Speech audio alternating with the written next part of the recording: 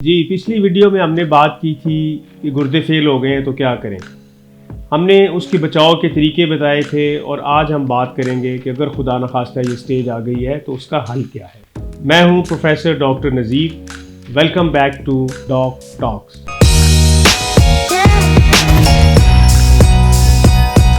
नहीं जी, ये जो सवाल पूछा जाता है जी गुर्दे फेल हो गए तो आप करें क्या। ये जगह जगह से मैसेज आ रहे हैं, जो भी आपका दोस्त है, बाप, वीडियोस और अखबारें और जितने भी ज़राए हैं वहाँ पे सब पे एक ही पैगाम अक्सर दिया जाता है जी नहीं नहीं नहीं नहीं, गुर्दे फेल हो गए, डायलिसिस नहीं करवाना। मैंने पिछली वीडियो में एक तो ये तरीका बताया था कि आपने इससे बचना कैसे, ना करवाएं डायलिसिस। अगर डायलिसिस नहीं करवानी तो उसका सबसे अच्छा और जो सुनहरा असूल है वो ये है कि आप उस स्टेज तक जाएं ही ना, ये नौबत ही ना आए कि किसी भी इंसान को डायलिसिस करवानी पड़े। वो कैसे मुमकिन है? जैसे कि मैंने लास्ट टाइम बताया था कि उससे बचाव के तरीके हैं। जो भी उसकी वजह है, वो शुगर है, ब्लड प्रेशर है, गुर्दों की थैलियाँ हैं, पथरी है और बीमारियाँ हैं, आप उनको इतना अच्छा कंट्रोल रखें कि आपको डायलिसिस की ज़रूरत ना पड़े। जब डायलिसिस की ज़रूरत नहीं पड़ेगी तो फिर आप क्यों डायलिसिस करवाएंगे।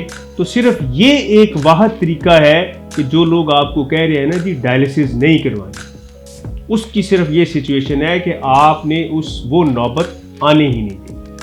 अब अगर खुदा ना खास्ता देखें जी गुर्दे फेल हो चुके हैं, फिर मैंने जैसे कि पहले जिक्र किया था कि आपको ये डॉक्टर डिसाइड कर लेगा कि ये गुर्दे क्या, आपको भी पता चल जाएगा अचानक फेल हुए और आर्जी तौर पर फेल हुए, तो ये रिवर्सिबल है मोस्ट ऑफ द टाइम। तो आर्जी तौर पर डायलिसिस करवानी है, एक डायलिसिस हो जाए, 2 हो जाए, 3 हो जाए, इंशाल्लाह ताला पेशेंट ठीक हो जाते हैं। उनको पूरी लाइफ के लिए डायलिसिस नहीं करवानी पड़ती। ये जो कॉन्सेप्ट है ना जी, अगर आपने एक दफ़ा गुर्दे वाश करवा लिए तो बस आप तो गए और सारी उम्र, तो ये बात नहीं है। जिनके गुर्दे अचानक फेल हुए हैं, रिवर्सिबल हैं, आर्जी हैं, उनको 1, 2, 3, 4 या जितनी भी चंद एक डायलिसिस करवानी पड़ती है। लेकिन गॉड फॉरबिड कि जी आपके गुर्दे बिल्कुल ही मुकम्मल तौर पर फेल हो चुके हैं और वो क्रॉनिक किडनी डिजीज़ की वजह से फेल हुए हैं, जिसको हम CKD कहते हैं, या एंड स्टेज रीनल डिजीज़ आ गई है और वो इरिवर्सिबल लॉस हो चुका है। फिर अगर आपको कोई कह रहा है ना कि डायलिसिस नहीं करवानी, तो इसका मतलब है कि उसको नहीं पता। वो अपनी कम इल्मी की वजह से, अपनी मासूमियत की वजह से या किसी भी वजह से वो आपका कोई भला नहीं कर रहा, आपका नुकसान हो जाएगा। तो आप गुर्दों का जो काम है, जो अंदर फासिद, जहरीले टॉक्सिन्स, मादे पैदा हो रहे हैं, जो एक्सेसिव वाटर जमा हो रहा है, उसको किसने निकालना है?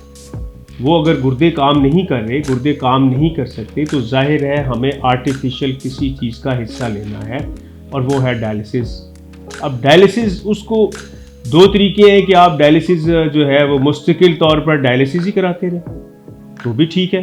कोई इसमें खुदा न खास्ता कोई ऐसी चीज़ नहीं है कि जी कोई बड़े लंबे चौड़े प्रोसीजर्स इन्वॉल्व हैं। एक छोटा सा ऑपरेशन होता है हाथ में, जिसको हम कहते हैं AV फिस्टुला। उस फिस्टुला के ज़रिए ये डायलिसिस होती रहती है, जिससे खून की डायलिसिस, अपने हीमोडायलिसिस कहते हैं। इसके अलावा और बड़े तरीके हैं जिसमें पेट के ज़रिए, पेट में एक ट्यूब डाल दी जाती है, उससे डायलिसिस हो सकती है।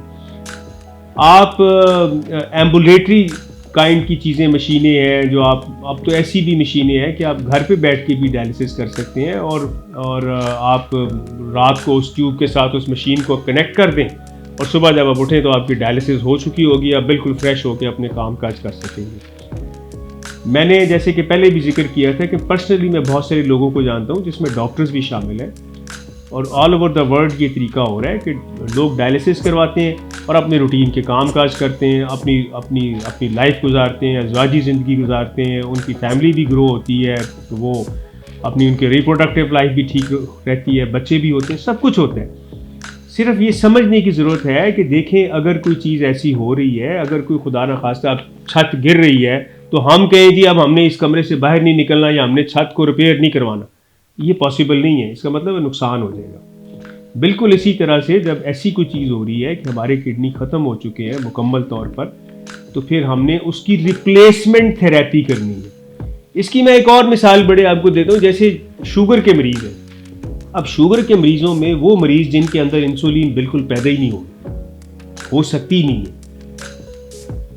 तो उनको क्या करते हैं हम उनको रिप्लेसमेंट थेरेपी देते हैं। सारी दुनिया में यही है, और आप हर आदमी हंसी खुशी जिंदा रहने के लिए, अपनी शुगर कंट्रोल करने के लिए इंसुलिन लेता है। इंसुलिन पैचेस हैं, इंसुलिन पंप्स हैं, इंसुलिन पेन है, इंसुलिन इंजेक्शन है। आप बेहतरीन ज़िंदगी गुजारते हैं। आपको बेशुमार हमारे इस वक्त सेलिब्रिटीज़ हैं और बहुत से लोग हैं जिनको आप जानते होंगे कि वो डायबिटीज़ को कंट्रोल करके अपनी बेहतरीन लाइफ गुजार रहे हैं, अपनी स्पोर्ट्स में हिस्सा लेते रहे हैं, मतलब बेहतरीन नेशनल लेवल के ऊपर, इंटरनेशनल लेवल के ऊपर, चैम्पियनशिप के सब कुछ करते हैं।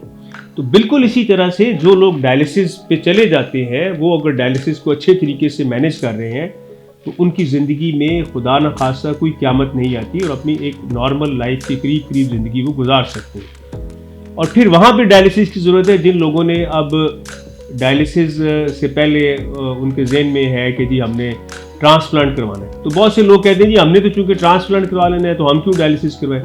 जब तक ट्रांसप्लांट नहीं होता तब तक आपको गुर्दों की रिप्लेसमेंट थेरेपी चाहिए। You need get rid of your toxins.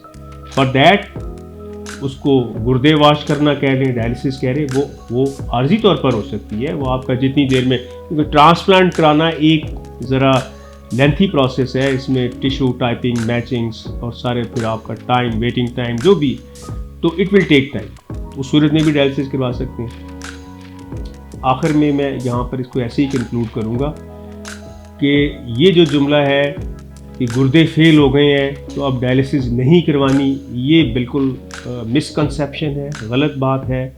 अगर गुर्दे फेल हो गए हैं तो आपने उसकी रिप्लेसमेंट थेरेपी करानी ही करानी है। हाँ, डायलिसिस नहीं करवानी ये सिर्फ उसी सूरत में मुमकिन है कि आप ये नौबत आने ही ना दें। Thank you very much. अपना बहुत ख्याल रखें और अपने प्यारों का, सेहत का ख्याल रखें। Thank you very much.